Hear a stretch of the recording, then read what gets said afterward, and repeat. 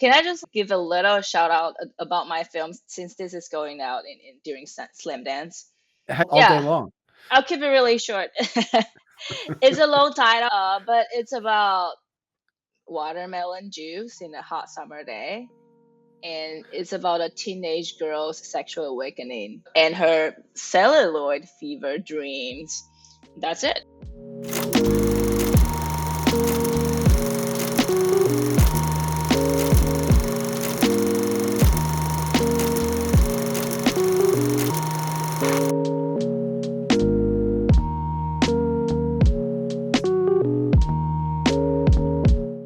Good day, filmmaker Birdy Wei-Ting Hung, filmmaker of the latest film, A Brighter Summer Day for the Lady Avengers. Birdy, how are you today? I am feeling great. How are you doing, Ben?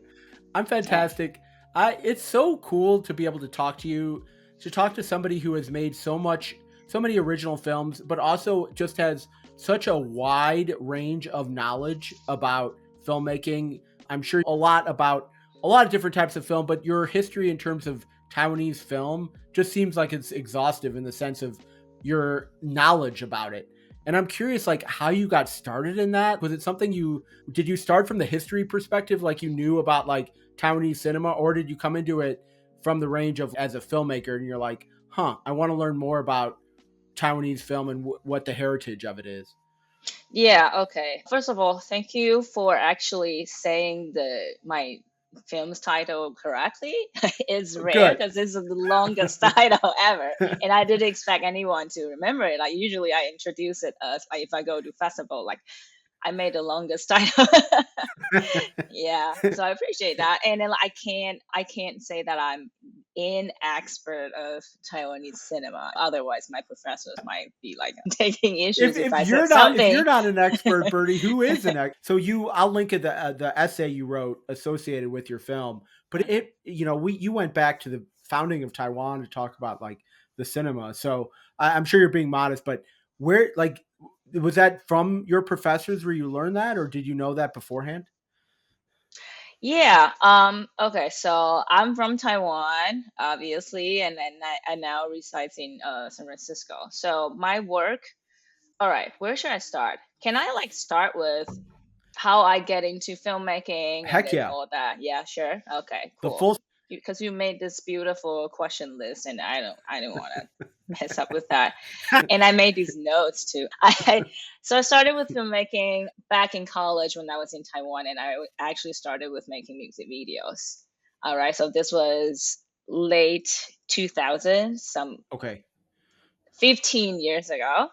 Yeah, and I was still a college student in Taiwan. My major was radio and television, and as a college kid, I became friends with my like favorite indie band Oh, cool. members. It was like hanging out with cool kids. So I had the chance to make a music video for them. And then if you remember that the 2000, it was the start of the DSLR era. So Right. it really became a lot more available for normal people or cool kids wants to make some cool stuff to try things out. Yeah. And my friend, this band, they are brother sister duo. They are still my best friends now. And then it's a love song they wrote. And my friend Abe, who's the lead singer of that band, really loved the dancing sing in Pulp Fiction. Yeah, so he was like, "Oh, I'm going to let's do something about this dance." And so we gathered a bunch of friends and then made a music video with this really Pulp Fiction inspired dancing. And the next thing we know, we got 100K on this thing called YouTube within a week. So I was like, Wow. "Oh, wow, fun." Yeah, so that's how I get started back in college. And then because of that, I think again, because it was a time that oh people are trying new things with this like tiny little camera. So we're really open to playing with new technologies because you can put it in weird spot, right? Right. That a big camera cannot achieve. So I'm really to look back, I think it's because of that I'm really open to different genres just for fun. I think fun is really important. Yeah, to connect to like how I started to make this film, A Brighter Summer Day for the Lady Avengers. This was in Taiwan, and but later on, I had the opportunity to attend San Francisco State University, and I've been freelancing. At this point, I've been freelancing for maybe 7, 8 years in Taiwan, and also was a barista, right? Like trying to make a living. Yeah, but so what I had in mind is that, oh, I didn't really want to go to a film school or like another film school that is like hanging my skills to enter a grand filmmaking industry. That's Right. just not what I was interested in. And the cinema program in SF State is really fascinating because it is like made for nerds like me. I love reading. It's weird. Like, I think it's a little weird because you often heard that filmmakers like they don't care too much about theories, but I'm like the opposite. Right. I like to read about theories and then just try it out. Like Yeah. on set, I would be like, "Is this real?" If I make an extreme close up, and then you will give this like goosebump feeling. Let's try it out. Yeah, so I'm that type of person, and the SF State program really encourage both theory and practice. And I can give you a story that my first seminar, it was a cinema studies on, I believe, cinematic aesthetics, stuff like Ooh. that. The first seminar at SF State. And I remember one of my classmates were sharing a video clip, and then I recognized that immediately because it was a Hong Kong movie called Double Vision. It was made in 2002, and it was a horror film. So I recognized that as she was going to share it, and then I raised my hand and tell my professor like, I don't like horror films. Can I like not participate in this? And then I walk out. I walked out of the room. But after a couple of years in SFC, I became I learned the tools to enjoy genre movies and especially horror films. And then I became an instructor teaching about horror films and Ooh. feminist new wave horror cinema. Who would have imagined? I would encourage I would tell my students about this story too. Can you, because they would be like, oh, horror is not my thing. And I would be like, me too. I was like that. But can you imagine? Like, I walked out. Yeah, and then now I'm still the professor is was became my mentor and best friend. Like we still hang out from time to time. Yeah, so that's the story of like how I get started making films. Oh, wow. And I oh, I love guess that. I haven't answered your question about the Taiwanese. You're getting Yeah. there. You're getting there. Okay. Cheers. Is that coffee? Tea here. But yeah, I guess I can continue just like Yeah, no, talking. I'm in. I am all in right here, Birdie. Yeah, great. Okay, so I guess your question was like how I. What made you I understand now how you got a love for film, and I am dying to ask you even more questions about that. But I am curious, so did you focus on because you are Taiwanese, did you think, okay, I want to reach back and try to understand where I'm from? Or was there another reason why you cared that much about Taiwanese film history? Yes, okay, great reminders. Now I remember why I brought all this up. Yeah, so back I love reading again, right? So I Yeah, don't I think that my work is heavily influenced by historical researches, and I make a twist about it. I created a what if scenario, right? And then that's because Taiwan, we have the third longest martial law period, which was 38 years. So it was right. followed by 90, it started in 1947, like right followed by World War II, and then till 1989, like about the end of the Cold War era. So it was 38 years of martial law, and right after World War II, nationalist Chiang Kai-shek took over Taiwan, and then started what we call the White Terror era, where the Kuomintang KMT government, they would falsely arrest thousands of intellectuals, like Taiwanese intellectuals, and then put them in jail and basically just murder them. So it's like a wipeout of the intellectuals, right? Your typical colonizers history. So that still till today like heavily influenced Taiwanese society, and then that has a huge influence say like bring it back to filmmaking. So we didn't really have a filmmaking industry Right. because of the political situation, right? So there was no market. Like you can't imagine because the KMT government was thinking about, oh, we're going to get back China at the time. So there's no industrial exchange. There's no market whatsoever, and we were a tiny little island that was colonized. Yeah, so that the filmmaking industry really became, well, in the 50s and 60s, is mostly propaganda films, right? It's a tool for Right. the political party.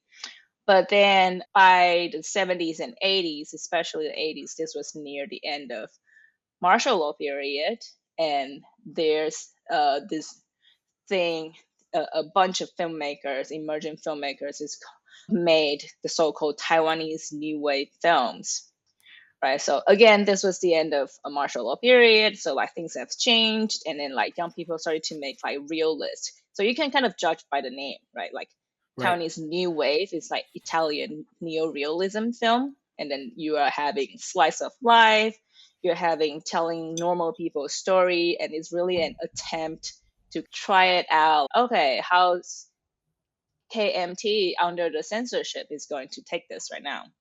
Can I portray a little bit of this life? Can I portray a little bit of that? So these became an international hit at Cannes Festival, the European three biggest festivals and all that. So this include the famous name Edward Young, who made A Brighter Summer Day, apparently had a big influence on my film. And then other popular, when you talk about Taiwanese new wave, you would have these films names came to you. Okay, so that's my brief history lesson about Taiwanese colonized history till today. And then how does that influence my film, right? Yeah, exactly. Was what I was trying to talk about. Sorry, but Ben, you really have to cut me off. No, 'Cause I'm, but see, I love this. Like, I'm a nerd as well of history. oh, Like, great.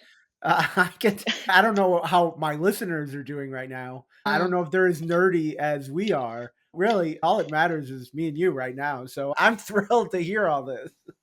yeah, okay. Do you So want to ask me another question? I do. So there's Okay. so much there that I'm curious about. So as a film professor, you mentioned like you didn't like horror. Do you feel like as a film professor you can judge things based on take yourself out of it and say this is a good film just based on like how it's constructed, the plot, the characters, even if it may not be your favorite film? And then as an addendum to that, you do a lot of reading. I'm sure you've watched a lot of films, a lot of history. As part of that, can you look at films, and I'm thinking of like a Sean Baker or somebody like that who also like talks about how much he loves like film history. Quentin Tarantino is another one who I think puts a lot of stuff in his films. Are you able to look at different films, indie films, and say, "Oh, yeah, that person has studied the craft of what they're doing"? Is that noticeable to you when you are watching a new film? Yeah, okay, that's such a great question. But first of all, I'm not a professor yet, but I did teach film as a graduate student Instructor. instructor. Yes. But that's one of my goal. I'd Okay. be really happy. As you can probably tell, I Be just good at it. love, I thank you. I love talking about nerdy stuff about film. That's what I want to do. That's all I want to do. Yeah, but to your question, I think that's really fascinating because I'm working on this as well. I think it would be a huge mistake, or it's a hypocrite, if I can be really straightforward, Yeah, to put absolutely. yourself as an outsider the things you are studying it. And then this is Right. a really common practice for not just film scholars, but really scholars in general, right? Like we are so used to read or like news, we're so used to taking this like observational or this like third party perspective. But for Right. me, filmmaking and then writing about films is never like that, right? I have to, especially as an author, in both ways, like we have the power to make something that can be really effective and influential. So I think we always should put ourselves into that considerations as well. I Interesting. always, Right. yeah, I always admit that I have my point of view, or yeah, in my writings as well, and in my filmmaking. Yeah, so I think, well, Sean Baker, he's an interesting one Yeah. because, yeah, because okay, we can talk a lot about Sean Baker. I love his films too, but he's very thoughtful as a speaker. Yeah. To I would put it this way, like talk, like standing by Right. instead of speaking for.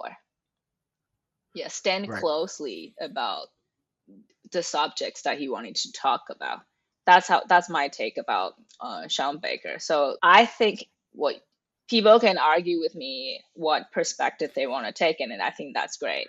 Uh, but just as a reminder, I think it's important to remind ourselves, especially for studying genre films. And I didn't invent this. It was by this scholar called Susanna Passanen, who was studying online pornography and genre films, right? So, like, she said, a scholar who wasn't influenced or say didn't get aroused by say like horror films, pornography, by the topic you're studying, it's someone suspicious. It's just a little absurd. She didn't use the word absurd. Yeah, but I fully agree with that, right? Like I have to have this curiosity about the things I'm studying Right. at. Yeah. So does that answer your question? Yes. You did, and it's a great. Hmm. So Sean Baker's a great segue because he has taken on subjects that a lot of people maybe shy away from, and I'm interested in asking you. You didn't shy away from it, so the log line for A Brighter Summer Day for the Lady Avengers is a teenage girl's sexual awakening with her celluloid fever dreams at a local movie theater, which is if that sounds great to you, the film is fantastic. Like that is just such a great log line, and the film is fantastic.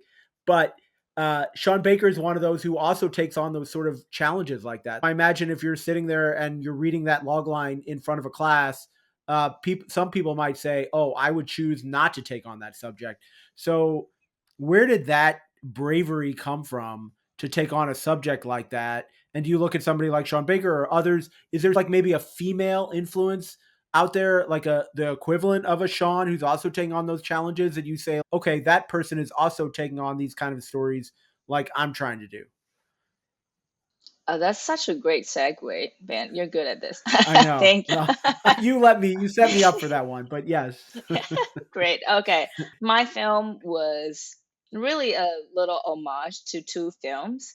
And then this is gonna be relevant to what I was like talking about, the Okay. Taiwanese film history, right? So it's an homage to the first film is Edward Young's A Brighter Summer Day, and made in 1991. And then the second films that influenced me is Jia Yun's The Lady Avengers. So like therefore the title of my film. Right.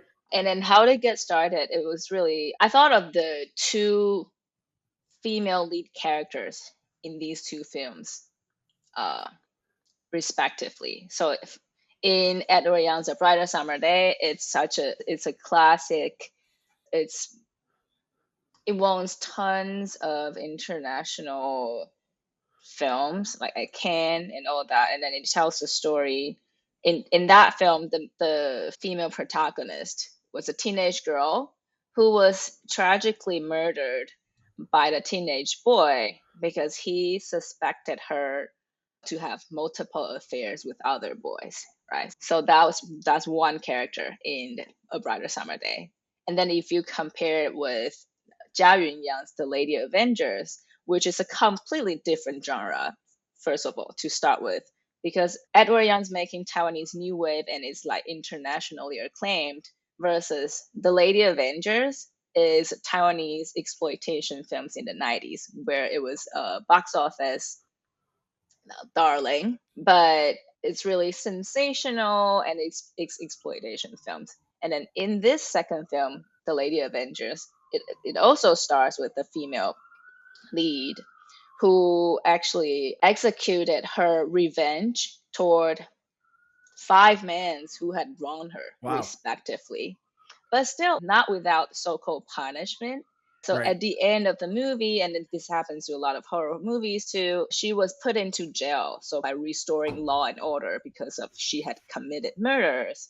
If you compare these two female characters, it's fascinating how women are usually punished for some one way or another, some sort of Right. transgression. Yeah, and then I thought that, oh, why are we so perfect for like us tragical vessels, so to speak? And like, why can't we be like just having fun?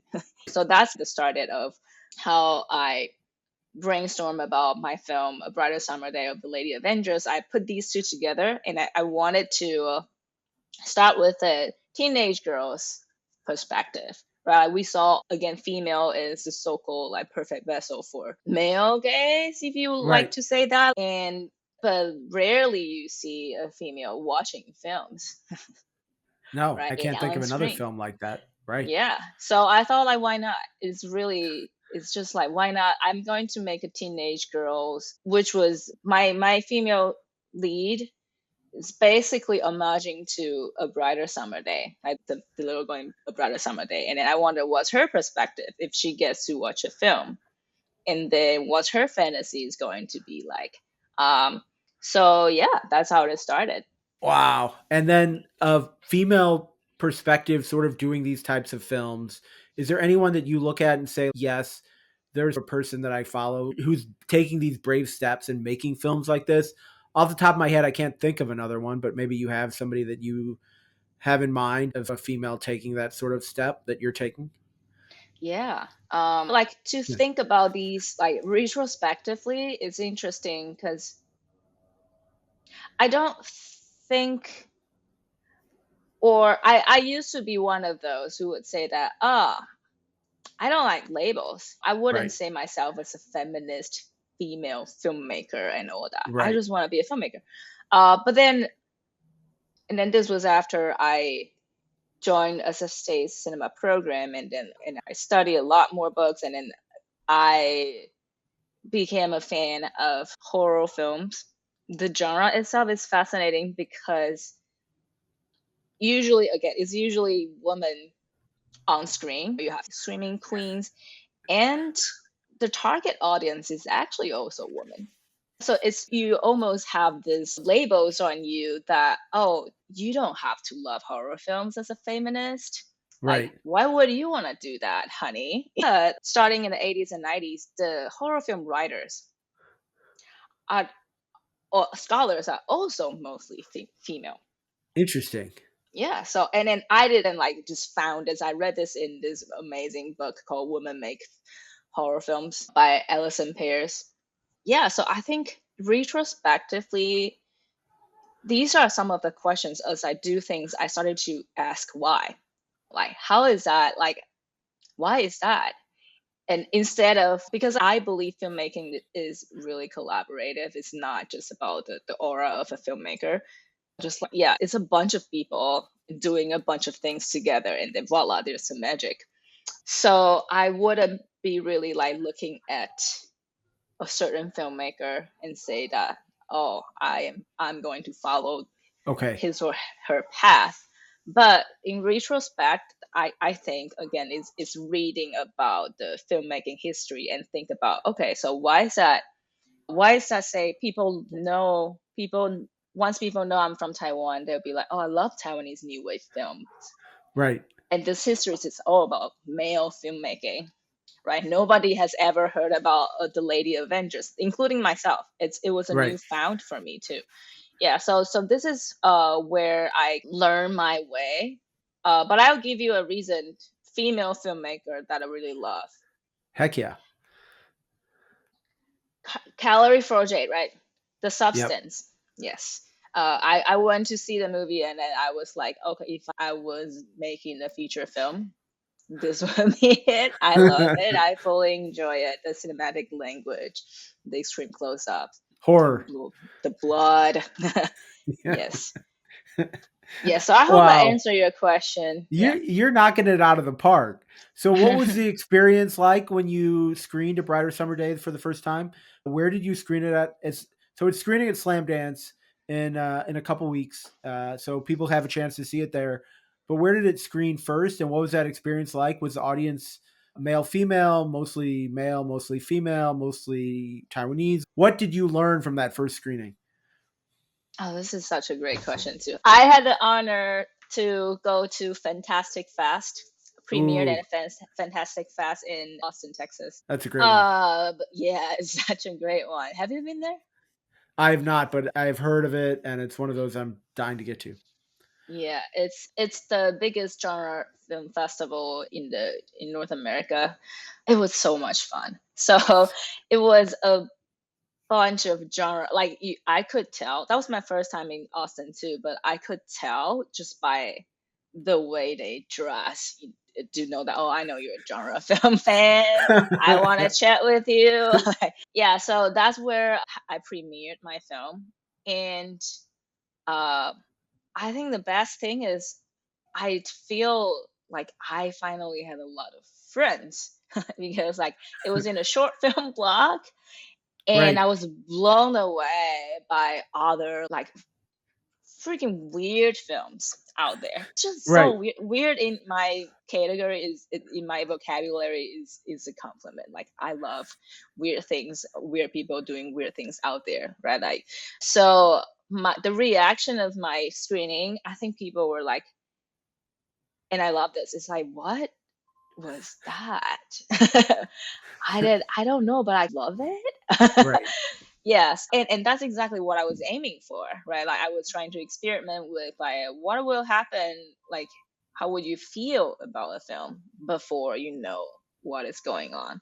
Yeah, and then so that was in Fantastic Fast. Shout out to Sean and Owen, very great filmmaker friends that I made there, and they comparing to so this was US premiere, and then I also had the opportunity to have my Taiwan premiere. Ooh, Yeah, how was that? yeah. Oh, so much fun. Taiwanese people are so cute. So it was at Kaohsiung Film Festival. It was in founded in Taiwan. It was a big short film festival, and then it screens a bunch of VR videos. So I would definitely recommend you guys to check it out. Kaohsiung Film Festival.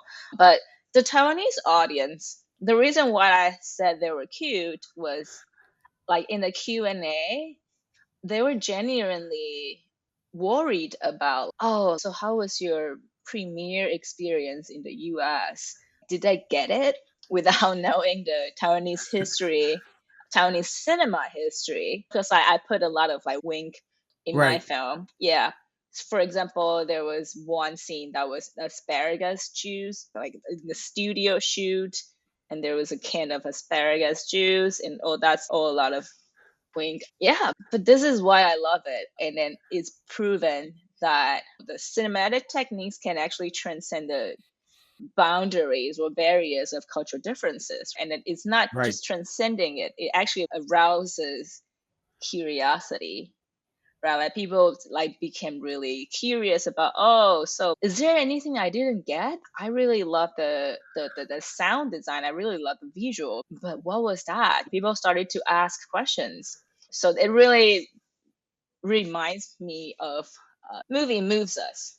So I think that's just the beauty of cinema. And really awesome experiences, and I'm super looking forward to Slam Dance. And do you think it'll be similar to in terms of genre films? What kind of have you been to a slam dance before, and what kind of films have they screened there? Do you feel like you'll get a similar reaction to your reaction in Austin? Oh yeah, I this is gonna be my first time. And I just love that when I was sharing with my friends and family that, oh, I got into slam dance. And Right. they're like, what's slam dance? Oh, I said, oh, it's a sun dance, but not. Yeah, But I it's would say better though, Birdie, because I feel like Sundance it's great and not knocking anybody who gets in it. It's fantastic a career mm, opportunity. But I feel like so many of the films are really pushing the boundaries of what an independent film is. Like it's basically there is a studio system now in independent mhm. film. And if you're showing it at Sundance, you're basically making a studio indie film. Nothing wrong with that. It's awesome. They have some fantastic films, but it's hard to compare it to what they're showing at Slamdance. Exactly, exactly. It's really all about, yeah, just the type of filmmaking, the type of funding we're getting is just different. And I already told you that I'm an indie person. Yes, I actually do. I was so happy to hear about Slamdance. and I just love that it's Sundance but not. And then it speaks in so many aspects, right? Yeah, so Right. I took notes about what films I was going to watch, and Ooh. my weekend is basically packed. I don't know, 11 to 11. Watching 12 hours movies, it's such a luxury, especially if you now you're a parent now. Can you remember the joy of watching 12 hours movie? I do actually. So I've my press pass to Slamdance, and I'm Mm, gonna have to like I'm gonna make sure to ask you after we finish recording like what you're excited about and see if it compares to what I'm excited about because it's there's so many great independent films there that I'm super excited about. Like it's just so many like phenomenal directors going off in their own direction, and it's so amazing, and I'm so glad you're a part of it. Do you consider yourself a California filmmaker? Do you think there's something Slamdance moved to Los Angeles for the first time this year? You've been up in San Francisco. This is going down to Los Angeles. We're talking a lot about LA and sort of its role in filmmaking with the fires and all of that. Do you mm. think some of your aesthetic now has become California, if that makes sense?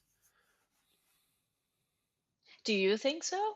I think so. I think just seeing a brighter summer day, I feel like there's something, and maybe it's a watermelon, maybe it's summer, maybe it's this idea of brightness and light that you associate with like the beach and California, but it feels like almost Californian in a way. Do you disagree? No, I think it's interesting. I always think that my audience knows more about my film than myself. No, I'm serious. Yeah, I don't know. Yeah, but my heart goes to people in Los Angeles for sure, the wildfire. And I do have a couple of friends that I was like, the only thing I could do is check in with you. I don't know what I can do. Yes. What does California mean to me? Yes. I guess I'm still learning. Yeah, I don't know, but if that reflects in not just my accents, because like Right. my Taiwanese friend will tease me that oh you're so American now, but also my work, that would be fascinating. Yeah, so I don't have a perfect answer for that question. Maybe I can Um, check back on whatever your work. Can you talk about whatever you're working on next, Birdie? haha, yes. Wait, but did you say you're going to Slam Dance? I'm not. I have the so this will come out whenever they release the embargo for because I can't release this episode until a certain date where they say they Mm, can't talk about Slam Dance. But so this will come out during Slam Dance. But given the little one, I can't go. But I'm so excited about like the films there, and I have been able to get a press pass, so I've been watching, especially some of the shorts, some of the features. I'm super pumped about it. But it does feel like there is a certain California element to it. There's some shorts that are at the beach. Just feels like this experimental Californian type of festival. And it's something that for the reasons we talked about compared to Sundance, I love it. I love the California thing. And I'm wondering if for your next film, especially considering how astute you are in terms of reading and like looking up different heritages and having in a lot of different influences, I'm wondering if it will have the California influence might show up even more as you spend more time in California. yeah, okay. I can't speak of like how Californian I am, but I do want to shout out to Anna and the Slim Dance team because they're really doing a fantastic job. Especially on top of that, there was wildfire, and then this is their first time holding this grand event in LA. But I really appreciated they like actually wanted to build up a community. They Right. didn't have to, but they actually had 150 or something filmmakers all in the Zoom room, and then Oh, just to really? yes, and like for my blog, I was in the narrative short block, we had a separate Zoom rooms for 20 something filmmakers just to say hello before the festival started. So yeah, so that was really thoughtful and well considerate. And then that's the indie spirits, right? If you want to know people, you don't have to like connect going to these like cocktail parties or whatever. You just hop on a Zoom call and chat. Yeah. right? No, Because we're exactly. all filmmakers, we love that. So I appreciate that about Slamdance. Just a big shout out to Anna. Yeah. So what's next for me? Yeah. I'm actually working on a music video again Ooh. for this Taiwanese metal band, heavy metal band called Sonic. I've worked with them for 10 years now. I've produced a music video series for them and their songs. I'll tell you this. He's the lead singer of Sonic, Freddie Lim, was a legislator in Taiwan. So this is how much their songs are all about Taiwanese colonial history and all that. Yeah. Again, I was mentioning about white terror and all that. It's because my work really was heavily influenced by our history. We're all like that. We're part of it. So I'm working on a new music video for them. Yeah. And also I'm just being keeping it open minded. I'm looking for teaching positions. So if you know anything, I'll be Or if any of happy the to embrace. listeners, Yeah. Birdie, what does your first feature look like? I don't know. That's such a, you know what? I'm not one of those people. I know I should really prepare for, oh, I love your short. Like, oh, are you working on the feature? I'm like, Right. no, I can make another short maybe. You're going But to hear a lot of that at Slamdance. 100%. Everybody you meet I is going to be know. like, I loved your film. What's your feature? Yeah, what are you working on? Yeah, but I actually talked to a mentor because my film got into very humbly. My film was a winner of Student Academy Award this past year, and so we are in this like mentorship program. And I talked with my mentor, and she said, my mentor Ellen, she said that she didn't ask me what would be my next feature film, but she said that the filmmaking model, the Hollywood model, is changing now, right? Right. There's so many different kinds of short format content and all that. Like it doesn't necessarily have to be a feature film that you're making, right? The funding is coming from different resources now. That's reassuring for me. For I'm always like, I just don't have a feature idea. Do I have to have one? Yeah, but I'll be honest with you. I'm happy to make another short Right. film, maybe. Yeah, but this is where I'm at now. I love that, Birdie. So this is an indie film podcast. Love hyping other people's projects. You mentioned it's a collaborative effort. I completely agree with you. Film is about other people, and it sounds like you're that way as well. Is there a film or filmmaker that you wish more people knew about? Yeah, I was thinking about this one. Oh, I'll make a shout out to my friends Sean and Owen, who I met at Fantastic Fast. Heck yeah. They are the most funny Welsh people I've known, and the only Welsh people I know so far, actually. That's They made this film. right. You're the Yeah, funniest Welsh people I know. they're really funny. I only know two Welsh people. I know. They should feel What honored. film did? This short film called Mauled by a Dog is Okay. wild. I'll just say that it's wild. And another one, shout out to Zhu Jianan and Chu he's a Taiwanese filmmaker. His short called The Stag won a bunch of Sundance, Vision do Rio, Locarno, all the big ones. And I had the chance to watch it in Taiwan and hang out with him. It's really cool. It tells a father son relationship at, how do you say that, like deer Right. breeding farm in Taiwan, and it really plays with the boundaries between documentary and narrative filmmaking. I still didn't know how he made a lot of shots in that film, and then it's a sharp contrast to my film because my film is all about teenage girl, and then in his short there's male only with all these like deer things, like all that. So it is fascinating. Check it out if you have a chance. That's awesome. First that I've had on the podcast, Bertie, I could talk with you for 3 hours. Like you hear about these podcasts that are like 3 or 4 hours. I don't know how people listen to those on a daily basis, Yeah. but I feel like I can now understand what that's like because I could very well. There's like a million questions that I have for you that I've left out in the service of not creating a 3 hour podcast. But I feel like with you, I could geek out on so many different subjects of like film and types of film criticism and just like horror and just this could very well be a 3 hour podcast. That's such a compliment to what you bring to this conversation. You're able to, tie in all these different things and talk about how it influenced your film. A brighter summer day for the Lady Avengers. There you That go. Thank you. that, I that know. is that is screening at Slamdance. It's fantastic.